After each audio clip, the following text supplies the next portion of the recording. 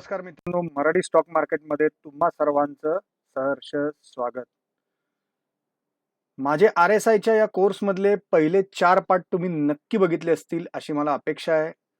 आणि तुम्ही जर नसतील बघितले तर पहिले जाऊन ते 4 पार्ट बघून घ्या, जेणेकरून आजच्या पार्टमध्ये मी जे एक इम्पॉर्टंट टॉपिक शिकवणार आहे ते टॉपिक तुम्हाला चांगल्या पद्धतीने कळेल.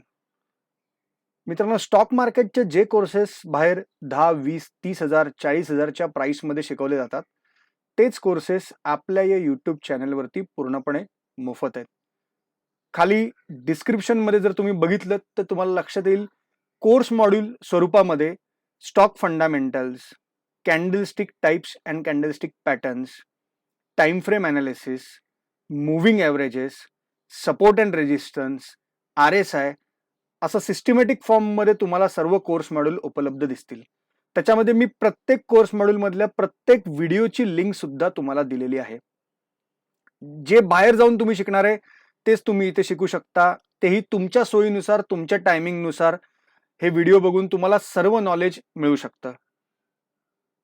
आतापर्यंत जी आपण RSIचे भाग पूर्ण केले या पर्टिक्युलर मॉड्यूलमध्ये, त्याच्यामध्ये आपण RSI इंडिकेटर काय असतो, RSI इंडिकेटर कसा वापरला जातो, RSI इंडिकेटरमध्ये कुठल्या पद्धतीची टूल्स असतात किंवा कुठल्या पद्धतीचे झोन असतात, कशा पद्धतीने त्याचा वापर आपण कुठलाही ट्रेड घेताना करू शकतो, ह्या सर्व गोष्टी आपण आतापर्यंत बघितल्या. ह्याच्यातल्याच काही गोष्टी जशाच्या तशा या आजच्या ह्याच्यामध्ये यूज होणार आहेत. त्यामुळे तुम्हाला विनंती आहे, पुन्हा मी सांगतो, आत्ताही तुम्हाला मी सांगितलं की तुम्ही आधीचे व्हिडिओ बघा, अदरवाईज तुम्हाला आत्ता जे काही मी सांगतोय ते समजणार नाही. जर तुम्हाला माझं हे चॅनल आवडत असेल आणि माझ्या येणाऱ्या चॅनलवरच्या सर्व व्हिडिओचे नोटिफिकेशन पाहिजे असतील तर तुम्ही माझं चॅनल इमिजिएटली सबस्क्राईब करा. खाली लाल बटन दिसतंय, ते लाल बटन दाबा, जेणेकरून माझं चॅनल तुम्ही सबस्क्राईब कराल. उजवीकडे बेल आयकॉन दिसतोय, तो बेल आयकॉनही हिट करायला विसरू नका. बेल आयकॉन हिट केल्याने माझ्या चॅनलवर येणाऱ्या व्हिडिओचे सर्व अपडेट्स तुमच्यापर्यंत वेळोवेळी पोहोचत राहतील. त्यामुळे बेल आयकॉन जरूर हिट करा.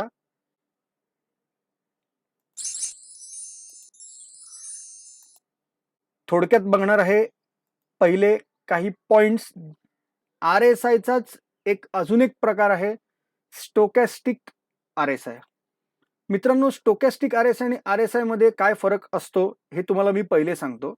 त्याच्यानंतर खाली दिलेले जे 3 मुद्दे आहेत ते मी तुम्हाला एक्सप्लेन करतो. मित्रांनो, जर मॅथमॅटिक्स बद्दल तुम्हाला थोड्याफार प्रमाणात काही सुद्धा माहिती असेल तर मॅथमॅटिक्समध्ये तुम्ही डेरिव्हेटिव्ह हा शब्द ऐकला असेल, किंवा तुम्ही जर ऐकला नसेल सुद्धा तरी सुद्धा तुम्हाला त्याचा अर्थ मी इथे सांगतो. डेरिव्हेटिव्ह म्हणजे होणारा बदल. गणिती संज्ञेमध्ये त्याला डेरिव्हेटिव्ह म्हणतात.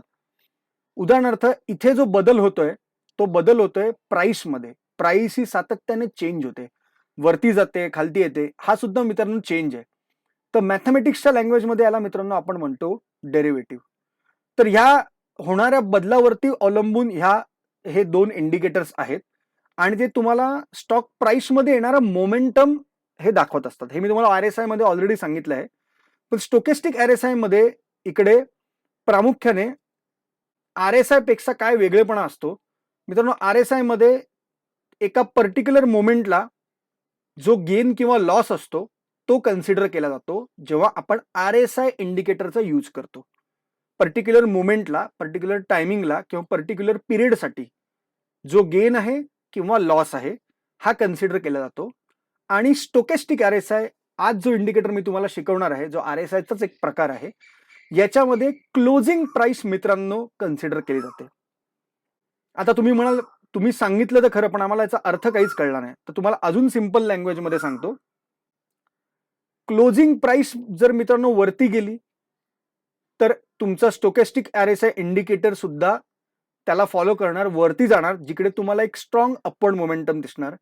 क्लोजिंग प्राइस ही कंटिन्युअस खाली जात राहिली तर त्याच्या बरोबरीने स्टोकॅस्टिक RSI इंडिकेटर सुद्धा तुम्हाला डाऊनवर्ड मोमेंटम दाखवणार. तर अशा पद्धतीने फक्त क्लोजिंग प्राइस आणि टाइम फ्रेम या दोघांचा यूज करून स्टोकॅस्टिक RSI, टाइम फ्रेम म्हणण्यापेक्षा टाइम सिरीज म्हणूया, टाइम सिरीजचा यूज करून स्टोकॅस्टिक RSI तुम्हाला स्टॉक मध्ये वर्तमानात म्हणजे करंट टायमिंगला असलेलं मोमेंटम जे आहे, म्हणजे जी मुवमेंट आहे मित्रांनो, मोमेंटम इज व्हेरी इम्पॉर्टंट. तुम्ही इंटरडे ट्रेड करा, स्विंग ट्रेड करा किंवा तुम्ही पोझिशनल ट्रेड सुद्धा करा, तुम्हाला मोमेंटम पकडायला पहिले म्हणजे शिकलं पाहिजे. कारण ते मोमेंटम जर तुम्ही पकडू शकाल तर तुम्ही इंट्राडेला असलेली मुवमेंट किंवा स्विंग ट्रेडला असलेली मुवमेंट तुम्ही कॅच करू शकाल. तर स्टोकॅस्टिक आरएसआय हा पर्टिक्युलरली ते मोमेंटम दाखवतो, आरएसआय सुद्धा तेच मोमेंटम दाखवतो, पण दोघांमध्ये कन्सिडर केला जाणारा जो डेटा आहे त्याच्यातला जो प्राथमिक फरक आहे तो तुम्हाला मी इथे सांगितला, की आरएसआय मध्ये गेन आणि लॉस कन्सिडर केले जातात आणि स्टोकॅस्टिक आरएसआय मध्ये क्लोजिंग प्राइस कन्सिडर केले जाते. म्हणूनच स्टोकॅस्टिक आरएसआय ला क्विक मुव्हिंग इंडिकेटर सुद्धा म्हणतात, कारण तो जशी क्लोजिंग प्राइसचा डेटा येत जातो तशी तो तुम्हाला मुवमेंट जो आहे तो स्टोकॅस्टिक आरएसआय इमिजिएटली दाखवतो, त्यामुळे त्याला क्विक मुव्हिंग इंडिकेटर म्हणतात. आरएसआय मध्ये तुम्ही सिंगल लाईन बघितली होती, इकडे सिंगल लाईन नसते, इथे 2 लाईन असतात. त्याच्यापैकी एक लाईन जी आत्ताची प्राइस स्टॉकची चालली आहे, ऍक्च्युअल प्राइस, ती दर्शवतो आणि दुसरी जी लाईन आहे ती 3 डेज सिंपल मुव्हिंग ऍव्हरेज हे दाखवते. आता मित्रांनो, हे जे 3 डेज आहे ते मी एक्झाम्पल म्हणून दिलेले आहे. इथे तुम्ही सेटिंग्स चेंज सुद्धा करू शकता. कशा पद्धतीने सेटिंग चेंज करायची ते तुम्हाला मी आत्ताच्या व्हिडिओमध्ये शिकवणार आहे. म्हणून मी म्हटलं की तुम्ही व्हिडिओ काळजीपूर्वक बघत जा. काही लोक अर्धे पुर्धे व्हिडिओ बघतात, फास्ट फॉरवर्ड करून बघतात, पूर्ण इन्फॉर्मेशन त्यांना मिळत नाही. मग जर तुम्हाला पूर्ण इन्फॉर्मेशन मिळाली नाही तर तुम्हाला पूर्ण रिझल्ट कसे मिळणार? तर रिझल्ट जर तुम्हाला चांगले मिळायला पाहिजे असेल तर तुम्ही आधी सर्वप्रथम पूर्ण व्हिडिओ बघा. त्याच्यात मी तुम्हाला आत्ता मॅथमॅटिकली सांगितलं की हा प्रकार काय आहे, स्टोकॅस्टिक आरएसआय आणि आरएसआय. फरक दोघांमधला सांगितलं की तिथे सिंगल लाईन असते, 2 लाईन असते. आता आपल्याला ऍक्च्युअली चार्टवरती जाऊन बघायचंय की एक्झॅक्टली स्टोकॅस्टिक आरएसआय इंडिकेटर हा काम कसा करतो. मित्रांनो, जर तुम्ही मला विचाराल तर हा माझा फेवरेट इंडिकेटर आहे. मी जेव्हा स्वतः आधी स्टॉक मार्केटमध्ये सुरुवातीला आलो होतो तेव्हा इंट्राडे असेल, स्विंग ट्रेड असेल, त्याच्यासाठी मी स्टॉकेस्टिक आरएसआय इंडिकेटरच वापरायचो. मी तुम्हाला रेकमेंड करत नाहीये की तुम्ही हा इंडिकेटर वापरा, पण मी जेव्हा स्टार्ट केली होती तेव्हा मी आरएसआय आणि स्टॉकेस्टिक आरएसआय याचाच प्रामुख्याने वापर करायचो. अर्थात त्याच्यात मी चांगली अंडरस्टँडिंग बनवली होती, स्ट्रॅटेजीज बनवल्या होत्या. त्याच्यातल्या काही स्ट्रॅटेजीज मी ऑलरेडी माझ्या या चॅनलवरती टाकल्यात मागच्या 2 भागांमध्ये. आणि मित्रांनो, मी माझ्या फेसबुक पेजवर सुद्धा अपडेट टाकला होता की माझ्या स्ट्रॅटेजीज एक्सलंटली काम करतायत. फुकटच्या फेका मी तुम्हाला मारत नाहीये. मी त्याचे स्क्रीनशॉट काढून सुद्धा पाठवलेले आहेत, की आत्ताच मी काही दिवसापूर्वी एक स्क्रीनशॉट टाकला होता की डायव्हर्जन्स तयार झाला होता, कॉन्व्हर्जन्स तयार झाला होता एका पर्टिक्युलर स्टॉकमध्ये. त्याचा फोटो काढून मी टाकला होता. असे कॉन्व्हर्जन्सेस माझ्या काही स्टुडंट्सने शोधून, अर्थात मी याच्याकडे कुठलेही पैसे येत नाही, त्यांनी मला पाठवले, त्याच्यावरती डाऊट्स विचारले आणि त्या स्टुडंट्सनी चांगले पैसे, त्यांचा जो काही पोर्टफोलिओ साईज असेल त्याच्यावर त्यांनी चांगले रिटर्न्स कमवले. मित्रांनो, ह्याच्यासाठी मी कुठलेही चार्ज घेत नाही. या स्ट्रॅटेजी मी युट्यूबवरती फ्री ऑफ कॉस्ट तुम्हाला टाकलेल्या आहेत. त्यामुळे तुम्ही बघा आणि शोधा. तुम्ही माझ्याशी कनेक्टेड राहा. तुम्ही मला सांगा की सर मला हा फोटो मिळाला, तुम्ही कॉमेंटमध्ये त्याचे स्क्रीनशॉट टाकू शकता, तुमचे डाऊट्स मला विचारू शकता, म्हणजे ही सेशन जास्त इंटरॅक्टिव्ह होतील. आता जास्त वेळ न काढता आपण इमिजिएटली जाऊया चार्टकडे.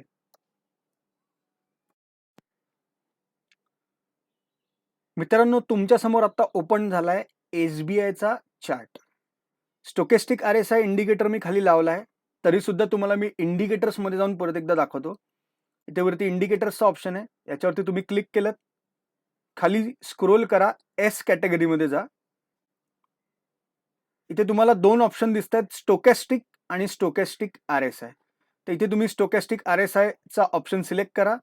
खाली जशा पद्धतीने इंडिकेटर ओपन झालाय तशा पद्धतीने इंडिकेटर तुमच्या समोर ओपन होईल. पहिले आपण बारकाईने बघूया. इथे तुम्हाला मी मगाशी पण सांगितलं होतं की इथे 2 लाईन असतात. इथे आता मित्रांनो 2 लाईन तुम्हाला खाली इंडिकेटर मध्ये सुद्धा दिसत आहेत. बघा, एक ब्ल्यू लाईन आहे आणि एक रेड लाईन आहे. अशा 2 लाईन त्याच्यामध्ये दिसत आहेत.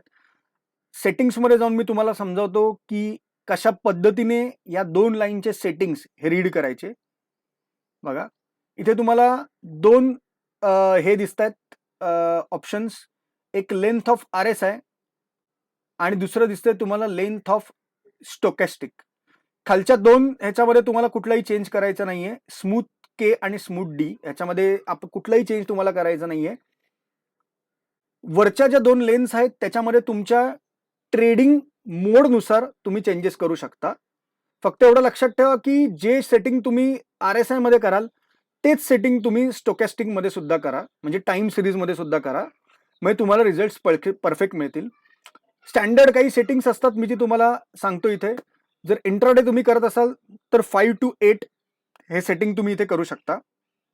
मी तुम्हाला चेंजेस करून दाखवणार आहे. बघा इथे तुम्हाला दाखवतो मी चेंज करून. काय चेंज होतं ते तुम्हाला कळणं खूप आवश्यक आहे. कारण कुठलाही इंडिकेटर तुम्ही लगेच तुमच्या याच्यावर लावलात आणि तुम्हाला इमिजिएट त्याचे रिझल्ट्स मिळायला सुरुवात झाली असं पॉसिबल होत नाही मित्रांनो. तुम्हाला आधी ट्रायल आणि एरर बेसिसवर बघावं लागतं. इकडे आता तुम्ही बघू शकता की मी पिरियड तिथे चेंज केल्यानंतर इंडिकेटर अजून वेव्ही झाला.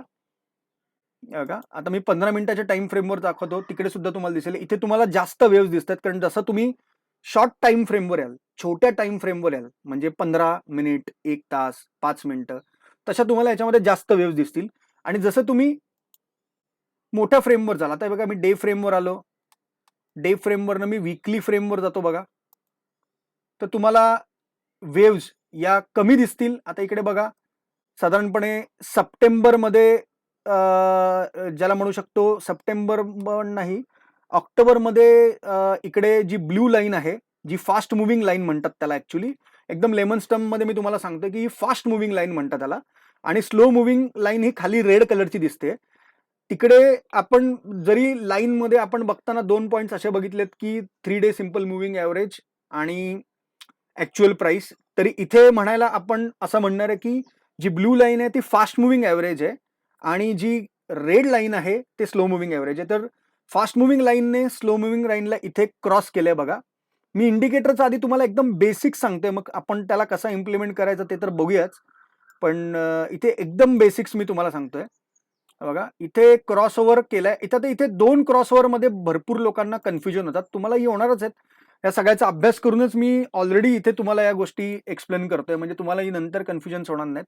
आता इथे 2 प्रश्न एका ट्रेडरला पडतात की इथे ओव्हरसोल्ड झोनमधनं बाहेर पडल्यानंतर ट्रेड घ्यायचा की 2 लाईन एकमेकांना क्रॉस करून गेल्यानंतर ट्रेड घ्यायचा. मित्रांनो हे कन्फ्युजन तुमचं अशा पद्धतीने दूर होऊ शकतं. त्याचं उत्तर मी तुम्हाला सांगतो. इथे मित्रांनो तुम्हाला स्टॉक स्पेसिफिक जावं लागेल की कुठल्या स्टॉकमध्ये लाईननी एकमेकांना क्रॉस केल्यानंतर मुवमेंट आली आणि कुठल्या स्टॉक्समध्ये झोनमधनं बाहेर पडल्यानंतर मुवमेंट आली. इथे जर तुम्ही एसबीआय साठी वीकली टाइम फ्रेमवरती बघाल तर इथे जेव्हा दोन्ही लाईन्स झोनमधनं बाहेर पडल्या बघा इकडे, तेव्हा स्टॉकमध्ये सणसणीत मुवमेंट आली आहे, तुम्ही बघू शकता. बघा इथे मी मुद्दामून जशी 50ची लाईन मी माझ्या दुसऱ्या का तिसऱ्या व्हिडिओमध्ये शिकवली होती, तर मला एवढं आठवत नाही. 50 लाईन्सचं मॅजिक मी तुम्हाला सांगितलं होतं काय आहे आणि त्याचा सिग्निफिकन्स पण सांगितलं होतं. बघा इकडे 50 लाईनला जेव्हा तोडून गेले, जेव्हा स्ट्रेंथ ही 50च्या पुढे गेली, तेव्हा काय सणसणीत मुवमेंट आली ते तुम्ही बघू शकता. आणि ह्याची पूर्ण थेअरी मी एका व्हिडिओमध्ये एक्सप्लेन केली आहे. काही तुमच्यापासून मी छपवलेलं नाहीये. मी सगळ्या थेअरीज याच्या एक्सप्लेन केल्यात आणि एकदम डिटेलमध्ये एक्सप्लेन केल्यात याच RSIच्या सिरीजमध्ये की 50च्या लाईनचं महत्व काय. बघा 50च्या लाईनला इकडे क्रॉस केल्यानंतर मित्रांनो तुम्ही बघा फक्त की काय मुवमेंट आलेली आहे. आणि स्टोकॅस्टिक RSIला सुद्धा ही जी स्ट्रॅटेजी मी तुम्हाला एक्सप्लेन केली ती जशीच्या तशी तुम्ही बघू शकता की लागू होते. तर इथे मित्रांनो हा एक पहिला पॉईंट समजून घ्या की स्टॉक स्पेसिफिक तुम्हाला जावं लागणार आहे की लाईनचा क्रॉस ओव्हर त्या स्टॉकमध्ये इम्पॉर्टंट आहे. लाईन म्हणजे कुठल्या लाईन, ब्ल्यू लाईन आणि रेड लाईन, की झोनमधनं बाहेर आल्यानंतर जो क्रॉस ओव्हर होत आहे. म्हणजे आता उदाहरणार्थ खालच्या साईडला झोनमधनं बाहेर पडलं की मग तुम्ही ट्रेड घेणार आहे की लाईनच्या क्रॉसला घेणार आहे, हे तुम्हाला डिसाईड करायचं आहे. ते पण स्टॉक्स तुम्हाला बघावे लागतील, 30-40 स्टॉक्स तुम्हाला समोर घ्यावे लागतील. बघून तुम्हाला रेडीमेड कोणी तुम्हाला असं सांगणार नाही की बाबा इथे तू घे, इथे तू घे, असं कोणी सांगत नाही. हे तुम्हाला बघावं लागणार. आता मित्रांनो आपण डे टाइम फ्रेमवर बघूया की किती इफेक्टिव्ह आहे. आता बघा इकडे डे टाइम फ्रेमवरती मी तुम्हाला दाखवतो. डे टाइम फ्रेमवरती सुद्धा मित्रांनो तुम्ही बघू शकता की चांगल्या पद्धतीने हा इंडिकेटर इफेक्टिव्ह दिसते. बघा मी कॉन्व्हर्जन्स सुद्धा तुम्हाला RSI मध्ये शिकवला होता. इथे चांगला कॉन्व्हर्जन्स तयार झालाय. नजरेने पकडायला पाहिजे मित्रांनो. आता तेवढी प्रॅक्टिस तुम्हाला करायला पाहिजे की तुम्ही कॉन्व्हर्जन्स वगैरे पटकन पकडू शकाल. बघा इथे मी बरोबर नजरेने पकडला, कारण मी अशा म्हणजे ज्याला म्हणतात तसं की मी डेली प्रॅक्टिस करतो. भले मी ट्रेड घेऊ दे न घेऊ दे, पण प्रॅक्टिस करण्यावर मी खूप भर देतो मित्रांनो. कारण मला शिकण्यात जास्त इंटरेस्ट आहे. पैसे तर मी कमवीनच आणि कमवतो सुद्धा आहे, पण मला शिकण्यात जास्त इंटरेस्ट आहे मित्रांनो. बघा आता इथे एक चांगला कॉन्व्हर्जन्स सुद्धा आहे. थोडा आजचा व्हिडिओ मोठा होता कारण RSI सिरीजचा कन्क्लुझिव्ह व्हिडिओ आहे मित्रांनो. या व्हिडिओ नंतर नवीन सिरीज आपली चालू होणार आहे, त्यामुळे या व्हिडिओमध्ये मी घाई अजिबात करणार नाहीये. बघा सगळ्या स्ट्रॅटेजीज मी आधी शिकवलेल्या आहेत. त्या पुन्हा मी तुम्हाला स्टोकॅस्टिक वरती सुद्धा दाखवते. इथे स्टोकॅस्टिक मध्ये एक फरक तुम्हाला दिसत असेल मित्रांनो, की स्टोकॅस्टिक हा जास्त स्मूथ आहे. RSI हा स्लो मुव्हिंग आहे आणि प्रचंड ज्याला म्हणू शकतो व्होलाटाईल इंडिकेटर आहे. त्याच्यामध्ये वेव्ही पॅटर्न्स कंटिन्युअस बनत असतात, त्यामुळे थोडासा समजायला तो अवघड जातो. पण इकडे तुम्ही बघू शकता की एक स्मूथ असा इंडिकेटर आहे बघा. इकडे मित्रांनो कॉन्व्हर्जन्स मी पकडला बघा. आता एक कॉन्व्हर्जन्स इथे आला होता आणि त्याच्यानंतर एक मुवमेंट यायला पाहिजे होती. तर इथे बघा ही मुवमेंट इथे कुठेतरी एक्सपेक्ट होती, पण इकडे मार्केट पडल्याने ती मुवमेंट आली नाही. कॉन्व्हर्जन्स होऊन सुद्धा मित्रांनो मुवमेंट आली नाही. तर या गोष्टी मित्रांनो बघायला शिका. ब्लाइंडली ट्रेड्स घेऊ नका. इथे कॉन्व्हर्जन्स पण मी तुम्हाला कसा मार्क करता दाखवता. हे बघा इथे ही मुवमेंट ऍक्च्युअली कॉन्व्हर्जन्स नंतर मित्रांनो येत होती. RSI स्टॉकॅस्टिक RSI सुद्धा वरती निघाला होता, पण मुवमेंट सस्टेन झाली नाही आणि अचानक कोविड नंबर्स वाढले. त्यामुळे एक लक्षात ठेवा की स्टॉक मार्केटमध्ये इंडिकेटर्स असले तरी सुद्धा जे काही अनअवॉइडेबल सर्कमस्टन्सेस येतात, म्हणजे आता जशी कोविडची सेकंड वेव्ह आली होती, तर त्याच्यामध्ये फॉल हा जवळपास पक्का होता, जरी इथे कॉन्व्हर्जन झाला होता तरी सुद्धा. आता दुसऱ्या स्टॉकवर मी तुम्हाला 1-2 ट्रेडिंग स्ट्रॅटेजीज डिस्कस करतो. आता आपण बघूया स्टॉक. UPLचा स्टॉक समजा मी ओपन करतो इथे. मी शक्यतो निफ्टी मधले स्टॉक मित्रांनो घेतोय. आता बघा इथे UPLच्या स्टॉकमध्ये आपण बघूया. डे टाइम फ्रेम मी इथे मित्रांनो लावले. स्टोकॅस्टिकची मी सेटिंग चेंज करतो, तर डे टाइम फ्रेम मी घेणार आहे. तर डे टाइम फ्रेमला मी आता सेटिंग चेंज करतो. इथे मी सेटिंग करतो 14.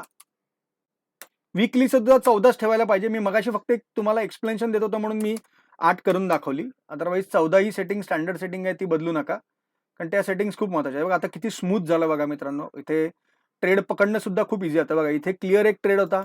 स्मूथ तुम्हाला ट्रेड इथे मिळत होता बघा. इथे क्रॉसओव्हर झाला. स्टोकॅस्टिकला जो स्टॉक आहे तो फॉलो पण करत होता चांगल्या पद्धतीने बघा.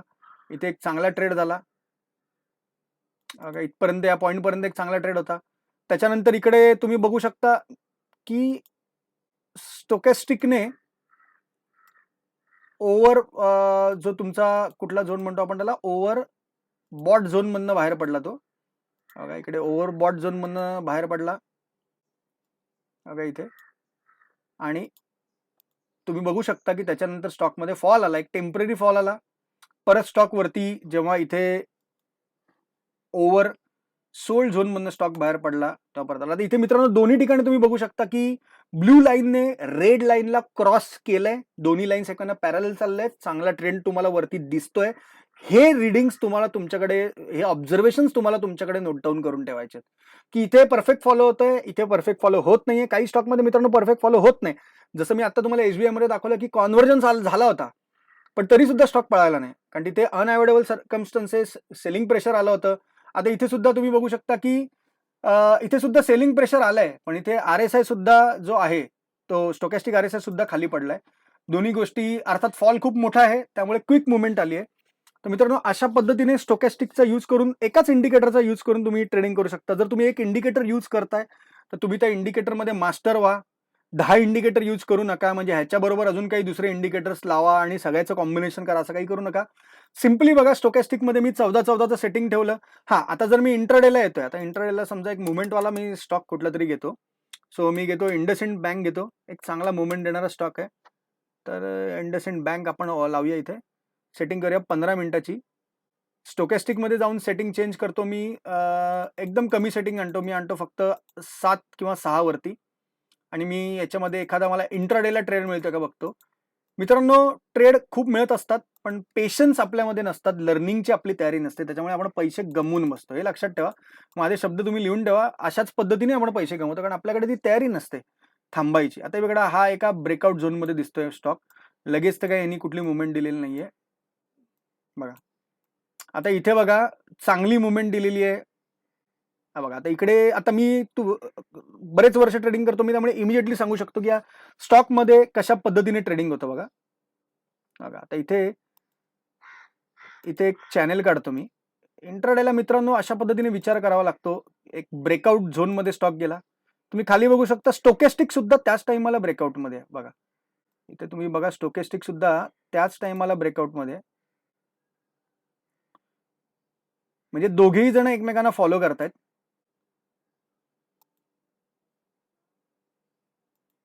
बघा आणि इथे बघा स्टोकॅस्टिक सुद्धा त्याच झोन मध्ये. आता इकडे बघा मित्रांनो झोन तोडला, स्टोकॅस्टिक खाली गेला. आता मित्रांनो इथे जी मुवमेंट आली ती खूप नंतर आली आहे, 2:30 नंतर मुवमेंट आली आहे. साधारणपणे 6-7 पॉईंटची मुवमेंट 2-3 तास आली आहे. आता इथे टाइम झोन नुसार तुम्हाला ट्रेड घ्यायला लागतील. लगेच तर तुम्हाला कुठला ट्रेड तुम्ही बघून घेऊ शकत नाही. पण माझ्या मतानुसार की इकडे स्टोकॅस्टिक जेव्हा खाली गेला होता, तर जो नेक्स्ट क्रॉसओव्हर झालाय सेकंड डेला, तिथे एक चांगला ट्रेड मित्रांनो बनत होता. बघा इथे ब्रेकआउट मधनं स्टॉक बाहेर आला, स्टॉक पडला, क्लोजिंग झालं 3:15ला. दुसऱ्या दिवशी ओपन झाल्या झाल्या इथे फास्ट मुव्हिंगने स्लो मुव्हिंगला क्रॉस केलंय. बघा इथे क्रॉसओव्हर आहे आणि ऍट द सेम टाइम मित्रांनो इकडे काही गोष्टी ज्या आहेत त्या ज्याला म्हणू शकतो तुमच्या माइंडमध्ये सेट झाल्या पाहिजे. ऍट द सेम टाइम इथे खाली क्रॉसओव्हर झाल्या झाल्या स्टॉकने सुद्धा अपवर्ड मुवमेंट दिली. इथे बघा स्टॉकने सुद्धा ओपनिंग चांगले दिली. आता इथे क्रॉसओव्हर पण आहे, ओपनिंग पण आहे, चांगली मोठी बुलिश कॅन्डल म्हणले इथे तुम्ही बाय ट्रेड घेऊ शकता. तुम्ही थांबला असतात, कन्फर्मेशन घेऊन गेलास तरी चाललं असतं. आता इथे माझी सपोर्ट रेजिस्टन्सची सिरीज जर तुम्ही बघितली असेल तर इथे तुम्हाला लक्षात आलं असतं की जो ब्रेकआउटचा झोन होता त्या ब्रेकआउट झोनच्या वरती जेव्हा स्टॉक गेला तिथे ऍक्च्युली तुम्ही इथे म्हणू शकतो तर आपण बाय ट्रेड घेऊ शकला असता. तेव्हा तुम्हाला दाखवतोच मी. हे सगळे व्हिडिओ तुम्हाला आधीचे बघणं खूप गरजेचं आहे मित्रांनो. बघा इथे तुम्ही बाय ट्रेड घेऊ शकला असता कारण इथे त्या झोनला सुद्धा क्रॉस केलं. स्टोकॅस्टिक सुद्धा बुलिश होता. स्टोकॅस्टिक इंडिकेटर मित्रांनो त्याच्यामध्ये वेव्स खूप कमी येतात, त्याच्यामुळे समजायला थोडा सोपा आहे. आणि परत तुम्हाला इथे डबल चेक मिळतं. नुसतं झोनवरती डिपेंड न राहता इथे तुम्हाला फास्ट लाईन आणि स्लो लाईन दोघांचे क्रॉसओव्हर सुद्धा मिळतात, जे क्रॉसओव्हर तुम्हाला ट्रेंड कन्फर्मेशन देतात.